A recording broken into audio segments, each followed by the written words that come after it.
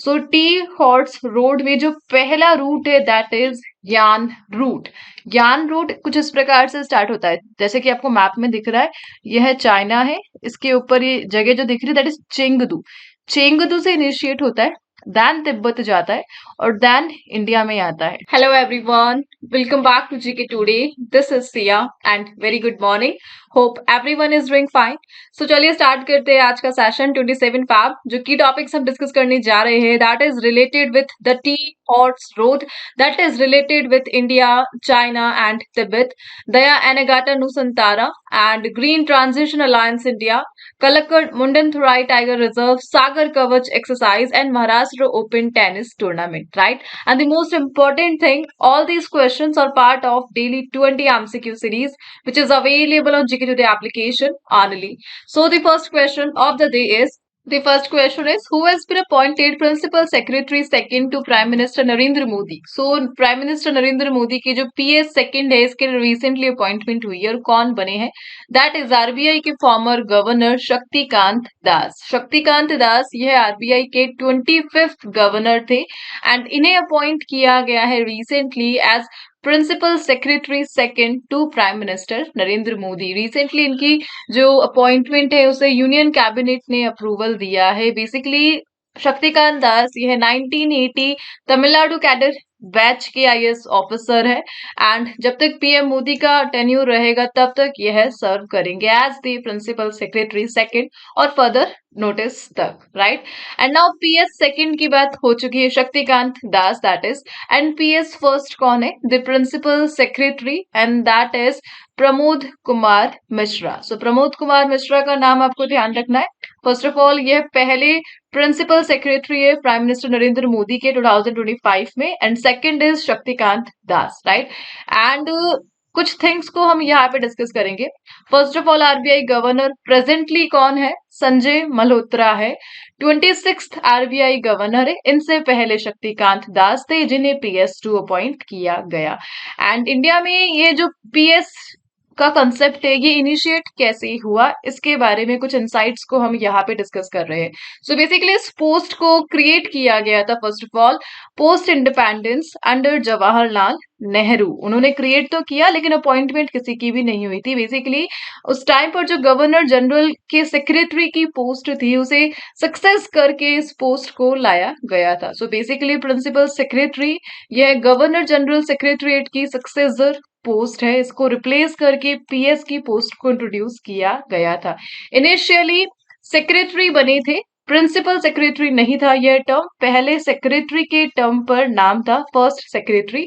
और यह कौन बने थे? लाल बहादुर शास्त्री के टेन्यूर में लक्ष्मीकांत झा यह बने थे the first secretary officer in the PM office, right. और लाल बहादुर शास्त्री ने इन्हें अपॉइंट किया था। देन आगे चलकर इंदिरा गांधी आती है एंड देन वह इंट्रोड्यूस करती है the creation of principal secretary post. So basically secretary word के आगे प्रिंसिपल को ऐड किया जाता है एंड इस प्रकार भारत के जो पहले सेक्रेटरी प्रिंसिपल सेक्रेटरी बनते हैं वो इंदिरा गांधी के टेन्यूर में बनते हैं and that is PN Haksar. So PN Haksar का नाम इंपॉर्टेंट है, यह है the first PS of India during Indira Gandhi, right. So इस प्रकार ये कुछ नाम हमने डिस्कस करे। Shaktikanta Das that is the PS second, Pramod Kumar Mishra PS 1, Sanjay Malhotra present governor of the RBI and PN Haksar the first principal secretary during the tenure of Indira Gandhi, right. And principal secretary इसका order क्या है, रैंकिंग क्या है? So principal secretary to PM 7th ranking है इस post की India के order of precedence में। फर्स्ट ऑफ ऑल कौन आते हैं? The president of India, then vice president, then prime minister, then governor. और इस प्रकार 7th रैंक पर जो पोस्ट है that is principal secretary in India, right. Hope ये क्वेश्चन आपको क्लियर हो चुका है।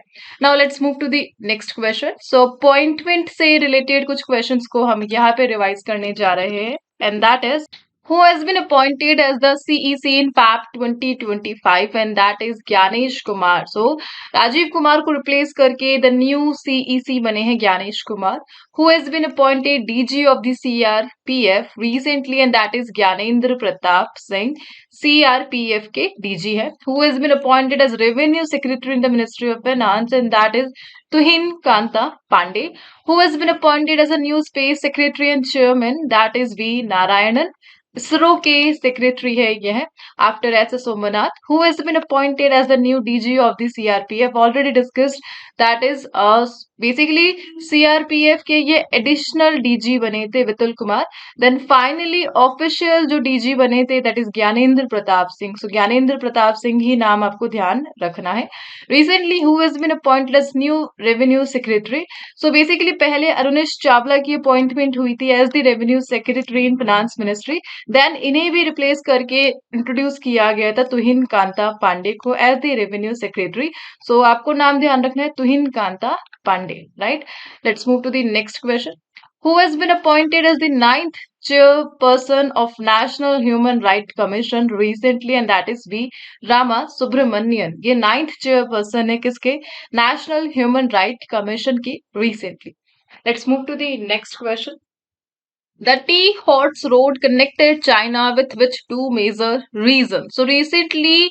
Tea Horse Road यह जगह न्यूज में रही द प्लेसेस इन न्यूज और किन दो मेजर रीजन को यह कनेक्ट करती है that is Tibet and India so Tibet को इंडिया से कनेक्ट करता है the tea horse road basically China से इनिशिएट होता है चाइना से तिब्बत और तिब्बत से इंडिया इस प्रकार ट्रेडिंग के लिए काफी इंपॉर्टेंट रोल है इस रूट का the tea horse road so basically recently हुआ क्या था जो चाइना के एम्बेसडर है टू इंडिया दैट इज जू फेहोंग इन्होंने हाईलाइट किया था इस रूट का इम्पोर्टेंस बताया गया था कि किस प्रकार ये रूट कितना सिग्निफिकेंस रखता है in India China trade through Tibet नाम से ही आपको समझ में आ रहा है T and horse so T की जो मेजर ट्रेडिंग है वो इस रूट के द्वारा होती है एंड तिब्बत के जो हॉर्सेस है उनकी ट्रेडिंग इस रूट के द्वारा मेनली होती है बेसिकली इस टी हॉर्स रोड में भी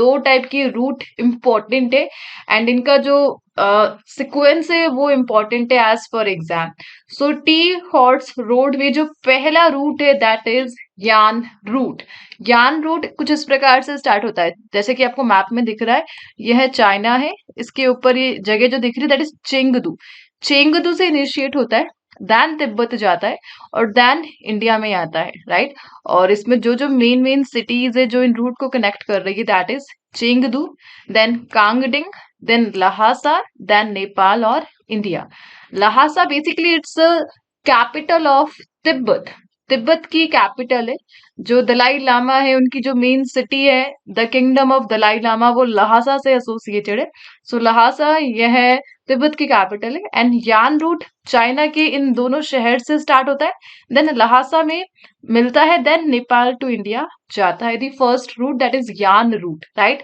एंड जो सेकंड रूट है इस टी हॉर्स रोड का दैट इज यूनान रूट कुछ इस प्रकार से स्टार्ट होता है चाइना के नीचे से यहाँ से स्टार्ट होता है देन अगेन लहासा जाता है एंड देन अगेन इंडिया में आता है सो ऐसे कुछ घोड़े की नाल बन चुकी है and that's why the tea horse road और बेसिकली टी और हॉर्स का जो ट्रेडिंग की जाती है उसकी वजह से ये नाम पड़ा है सो बेसिकली चाइना की लिजियांग से स्टार्ट होता है then Zhongdian then Deqin then Lhasa then India so simply China to Lhasa to India Lhasa again Tibet की कैपिटल सो ये दो मेजर रूट है जो टी हॉर्स रोड को कनेक्ट करते हैं that is the Yaan route and the Yunnan route और basically इस रूट के थ्रू शुगर टेक्सटाइल जो भी मेडिसिनल हर्ब्स है उनका ट्रेडिंग किया जाता है एंड यहाँ से जितना भी ट्रेडिंग होकर इंडिया में जितना भी मटेरियल आता है वो एक्सपोर्ट होता है कहाँ पर यूरोपियन कंट्रीज में and south east Asian countries में सो काफी important rule is ancient tea horse road pathway. So places and news से related कुछ questions को हम यहाँ पे revise कर रहे हैं, and that is Latakia port which was seen in the news is located in which country? Syria का पार्ट है the Latakia port.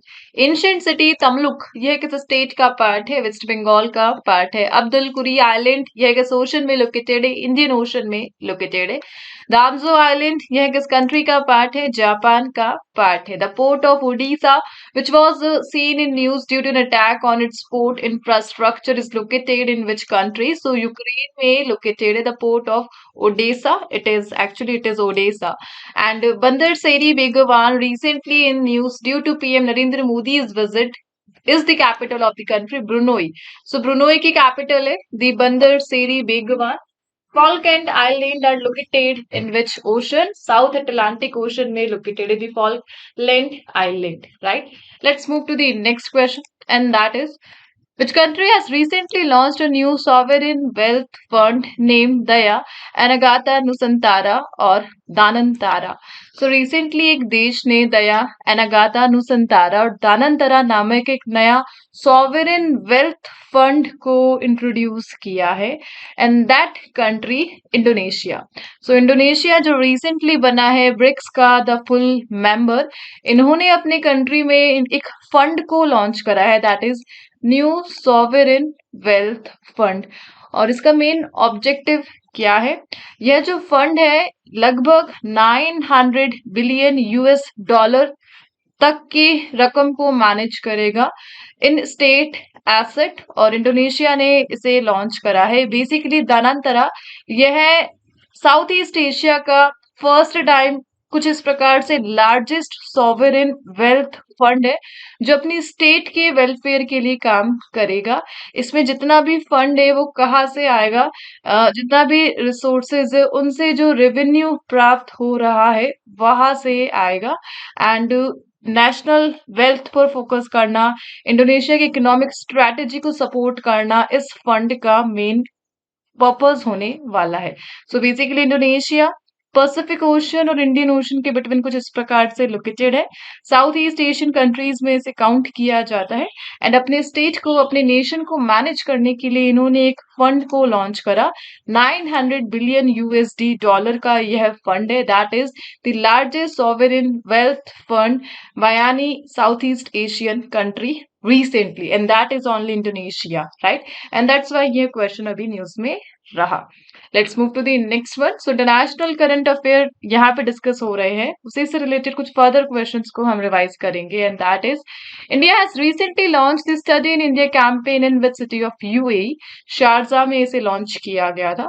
The Galipo Mindfulness City project has been initiated by which country? इसे भूटान ने initiate किया था. Philadelphi corridor यह कहाँ पर located है? Along the border of Gaza, and the other country is Egypt. Recently, which country has pledged to provide military support to Ukraine worth 1 billion euro this year? And that is Spain. Spain ने यह शपथ ली है कि Ukraine को military support देगा 1 billion euro तक का. And anaconda strategy against Taiwan यह किसने बनाई है? And that is China. China ने रिसेंटली एनाकोंडा स्ट्रैटेजी वर्ड को यूज किया against the Taiwan. Trees initiative which was seen in news aims to combat desertification in which region? सब सहारन African जो countries है, सब सहारा अफ्रीका, वहां पर ट्रीज इनिशिएटिव को इंट्रोड्यूस किया गया सो दैट जो डेजर्टिफिकेशन है उससे लड़ा जा सके. Super typhoon Man Yi has hit which country recently? Philippines में देखने को मिला था यह typhoon. Let's move to the next question, and that is which country has launched the Green Transition Alliance India initiative in PAP 2025? So recently Green Transition Alliance India को introduce किया गया.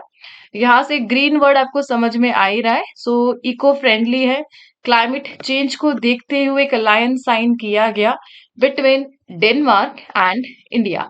So basically India and Denmark के between start हुआ है the GTAI initiative, जिसके तहत दोनों countries आपस में कोऑपरेशन को बूस्ट करेंगे और सस्टेनेबल एनर्जी को प्रमोट करना मेन एजेंडा रहने वाला है, सो दैट दोनों कंट्रीज आपस में मिलकर जो ग्लोबल कार्बन न्यूट्रलिटी के गोल्स है उन्हें स्पीड अप कर सके एंड क्लाइमेट चेंज में अपने जो योगदान है उसे कंट्रीब्यूट कर सके. And that is between Denmark and India, the GTAI, Green Transition Alliance India. Right?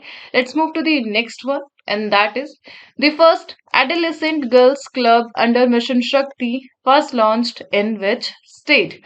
So Mission Shakti, और इस मिशन शक्ति के तहत first time the adolescent girls club को स्टार्ट किया गया किस स्टेट में? And that is Nagaland. So Nagaland ने इनिशिएट करा है अपना पहला adolescent girls club under mission Shakti. इस क्लब के तहत जो गर्ल्स है जिनकी एज 10 से 19 के बिटवीन रहेगी, इनके द्वारा एक क्लब को फॉर्म किया जाएगा और basically government schools and private schools इसमें पार्टिसिपेट करेंगे, सो दैट इस क्लब के थ्रू जो गर्ल्स है उनमें कॉन्फिडेंस, नॉलेज एंड लीडरशिप को प्रमोट किया जा सके. और इसके लिए मोटो क्या रहने वाला है? Leave the promise. It is the motto of the adolescent girls club under Mission Shakti, and it is the initiative of Nagaland, right? So Nagaland important, और इनका initiative the Mission Shakti and the adolescent girls club, right? Let's move to the next question, and the next is who won the men's single title in the Maharashtra Open Tennis Tournament 2025? So Maharashtra Open Tennis Tournament 2025 में जो men single है इसका जो title है किसने clinch करा है? And that is दलिबोर एसबियार्सिना of चेकिया. सो जो चेकिया गणराज्य है उनके प्लेयर है दलिबोर एसबियार्सिना, एंड इन्होंने ये टाइटल क्लिंच करा है महाराष्ट्र ओपन टेनिस टूर्नामेंट 2025 में. यूएसए के एक प्लेयर को इन्होंने डिफीट करा, दैट इज ब्रैंडन हॉल्ट, और फाइनल मैच 23 फैब को हुआ था. एटीपी 100 चैलेंजर इवेंट का पार्ट है यह टूर्नामेंट, दी महाराष्ट्र ओपन टेनिस टूर्नामेंट, जो रिसेंटली कहाँ पे हुआ था? पुणे में बेस्ड एक महालुंगी बेलेवाड़ी स्टेडियम में. और इसके लिए जो प्राइस था that is some $1,60,000. So basically Mahalunge Balewadi stadium में यह गेम हुआ था जिसमें चेकिया गणराज्य के player that is Dalibor Svrcina ने टाइटल क्लिंच करा against the USA player. So basically चेकिया कंट्री की यहाँ पे बात हो रही है. सो इस कंट्री के बारे में हम कुछ पॉइंट्स देख लेते हैं. बेसिकली एक यूरोपियन कंट्री है, first of all land lock country है, कुछ इस प्रकार मैप में देख पा रहे. जर्मनी इसका नेबर है, पोलैंड, स्लोवाकिया यह इसका नेबर कंट्री है. एंड इसकी जो कैपिटल है that is Prague. So Prague is the capital of चेकिया और यूरोपियन लैंड लॉक कंट्री है यह. चेक रिपब्लिक के नाम से इसे जाना जाता है. यूरोपियन यूनियन एंड नाटो दोनों का यह मेंबर है. Let's move to the next question. So sports से रिलेटेड कुछ फर्दर क्वेश्चंस को हम यहाँ पे रिवाइज कर रहे हैं, and that is women's kabaddi world cup. इसे किसने होस्ट किया था? बिहार ने होस्ट किया था. Which Indian player has become the youngest chess champion in the world recently? And that is Gukesh D, youngest chess champion है. And the next is who has been appointed as India's Shabda mission for the Paris Paralympics 2024, and that is Satya Prakash Sangwan. Satya Prakash Sangwan इन्हें appoint किया गया था Paris Paralympics में India शाब्दी mission. Durand cup यह football से associated है. And women's Asia hockey champion trophy से किसने होस्ट किया था? राजगीर बिहार ने. BRICS games in Russia and India ने कितने मेडल क्लिंच करे? 29 मेडल. अंडर 17 टाइटल किस इंडियन प्लेयर ने जीता ब्रिटिश जूनियर स्क्वैश ओपन 2025 में? और ये इवेंट कहाँ पे हुआ था? बर्मिंघम में हुआ था और इसे जीता था the Anahat Singh. Under 17 title Commonwealth की प्लेयर है यह, and game is squash, right? Let's move to the next question, and that is Kalakkad Mundanthurai tiger reserve is located in which state? So recently एक टाइगर रिजर्व न्यूज में रहा, that is the Kalakkad Mundanthurai tiger reserve. किस state में यह located है? Answer is option number C, Tamil Nadu में located है. और बेसिकली जो साउथर्न वेस्टर्न घाट है तमिलनाडु उसका पार्ट है। यहाँ पर Kalakkad sanctuary, Mundanthurai sanctuary and Kanyakumari sanctuary, इन तीनों को मिलाकर कलेक्टिवली बनता है the KMTR, Kalakkad Mundanthurai tiger reserve, right. So news में क्यों रहा, बिकॉज पोस्ट मानसून यहाँ पे चल रहा है एंड वाइल्ड लाइफ सेंसस को यहाँ पर चलाया जा रहा है। सो जानवरों की जनगणना चल रही है, वाइल्ड लाइफ सेंसस स्टार्ट हुई है Kalakkad division of Kalakkad Mundanthurai tiger reserve में। बेसिकली यह जो रिजर्व है केरला एंड तमिलनाडु के बिटवीन लोकेटेड है and Agasthyamalai hill range को यह फीचर करता है and one of the world's 18 biodiversity hotspot में इसे काउंट किया जाता है, the Kalakkad Mundanthurai tiger reserve. इसी के साथ टाइगर रिजर्व्स की बात की जा रही है। इसे कौन रेगुलेट करता है इंडिया में tiger reserve, and that is by the NTCA, national tiger conservation authority regulate करती है the tiger reserve and as of fact 2025 total 57 tiger reserve है इंडिया में। एंड लास्ट के 4 कौन से हैं यह आपको मुझे बताना है कमेंट बॉक्स में, हमने काफी टाइम डिस्कस भी किया है। Let's move to the next question and that is where was the Sagar Kavach exercise conducted in 2025 by the Indian coast guard.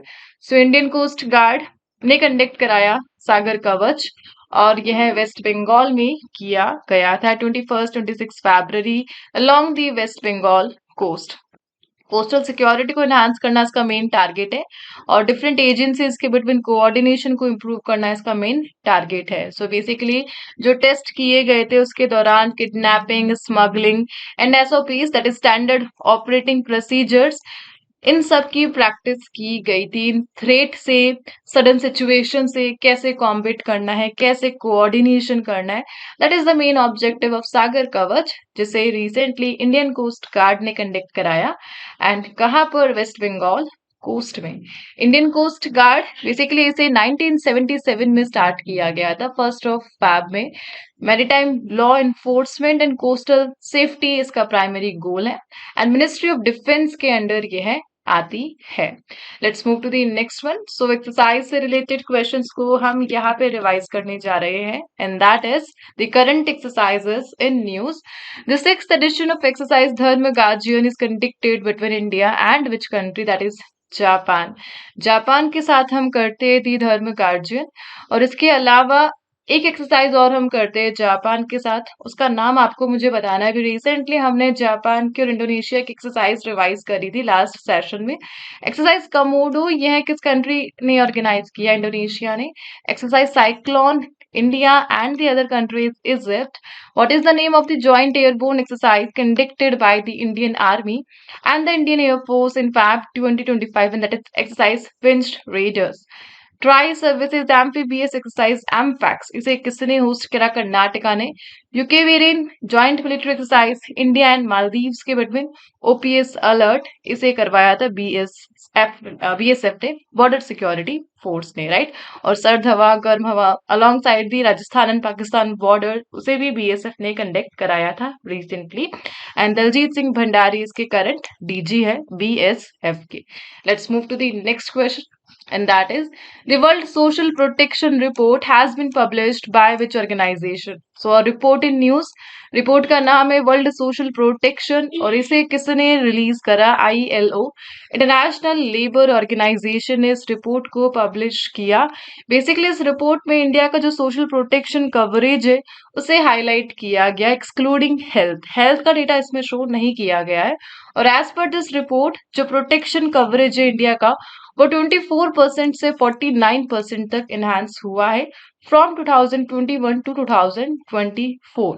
और बेसिकली सोशल प्रोटेक्शन इम्पोर्टेंट है बिकॉज इसके तहत जो मेन इश्यूज है लाइक अनएम्प्लॉयमेंट, डिसेबिलिटी, पॉवर्टी, जो vulnerable groups है उन्हें support करना, सस्टेनेबिलिटी को प्रमोट करना, इन सबको एड्रेस किया जा सके and that's the India social protection coverage जो इस रिपोर्ट की हाईलाइट रही थी।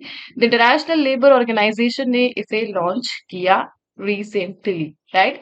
सो international labour organisation basically UN की एक ऑर्गेनाइजेशन है एंड द थिंग इज इस ऑर्गेनाइजेशन को नोबेल प्राइज मिला हुआ है कब मिला था नोबेल प्राइज? तो 1969 में नोबेल प्राइज मिला था इंटरनेशनल लेबर ऑर्गेनाइजेशन को 1969 में। जिस प्रकार यूरोपियन यूनियन को मिला है उसी प्रकार इंटरनेशनल लेबर ऑर्गेनाइजेशन को नोबेल पीस प्राइज मिला। एंड आईएलओ को बेसिकली 1919 में एस्टेब्लिश किया गया था, इंटरनेशनल लेबर ऑर्गेनाइजेशन। और यूनाइटेड नेशन की एजेंसी है, इसका हेडक्वार्टर जेनेवा स्विट्जरलैंड में लोकेटेड है। Let's move to the last question of the day, and that is, where was the 21st African Asian Rural Development Organization conference organized? So, a conference in news, and that is AARDO, the 21st edition रहा और इसे new Delhi में conduct कराया गया था recently. Rural development पर focus करना and south south cooperation पर फोकस करना इस कॉन्फ्रेंस का मेन ऑब्जेक्टिव है। Basically AARDO, African Asian rural development organisation, इसे 1962 में फाउंड किया गया था, जो कि अफ्रीका और एशिया के बिटवीन रूरल डेवलपमेंट को प्रमोट करती है, सो दैट जितनी भी एग्रीकल्चरल पॉलिसीज है उन्हें एनहांस किया जा सके, नॉलेज एक्सचेंज को फॉस्टर बढ़ाया जा सके एंड सस्टेनेबल ग्रोथ को सपोर्ट किया जा सके, फूड सिक्योरिटी को एनहांस किया जा सके between the Africa and Asia. And इसकी लिए ऑर्गेनाइजेशन है दैट इज AARDO। सो आज से आपको ध्यान रखना है, the other organisation African Asian rural development organisation कब स्टार्ट हुआ था? यह ऑफिशियली 31 मार्च 1962 में। मेन ऑब्जेक्टिव क्या है? Rural development, right. And recently इसकी जो कॉन्फ्रेंस है वह कहाँ पर हुई? न्यू दिल्ली में हुई थी। यूएन इसे सपोर्ट करता है और basically African and Asian countries की ग्रोथ पर यह बेस्ड है। Let's move to the next one. So यहाँ पर इस सेशन को हम एंड करते हैं बेसिकली। एंड आज के कुछ क्विज के क्वेश्चंस हम देख लेते हैं जो कि आपको आंसर करने हैं कमेंट बॉक्स में, and that is the India current affair. So India current affair से रिलेटेड कुछ क्वेश्चंस आपको शो हो ही रहे हैं एंड इनके आंसर्स आपको कमेंट बॉक्स में प्रोवाइड करने हैं।